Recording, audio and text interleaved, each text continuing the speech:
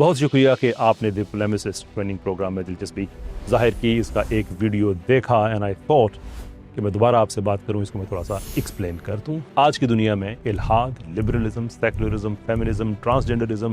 Marxism, یہ وہ سارے ازم ہیں جو اکٹھے ہو کے مسلمان نوجوانوں کے ذہن کو متاثر کرنے کی کوشش کرتے ہیں۔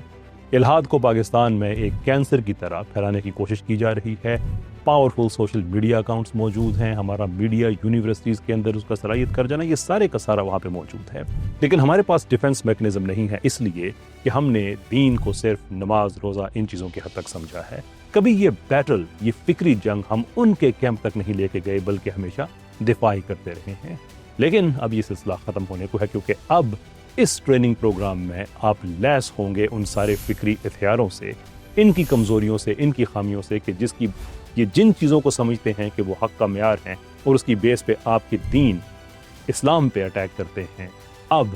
آپ بھی ایک ایسے فوجی بنیں گے کہ آپ پورے فکری ہتھیاروں سے ان کا مقابلہ کر سکیں گے۔ اسلام پہ اعتراض کوئی بھی کرے، یہ ان کا حق ہے، لیکن اعتراض کرنے کا حق دو طرفہ ہے۔ اس ٹریننگ پروگرام میں آپ سیکھیں گے کہ کس طرح سے ان کے سسٹمز کے اندر جو نقائص ہیں ان کو پوائنٹ آؤٹ کرنا ہے اور ساتھ دفاع کرنا ہے اپنے نظریات کا، یعنی کہ نظریہ اسلام کا، اور آپ یہ سارا کریں گے ایک انتہائی مہذب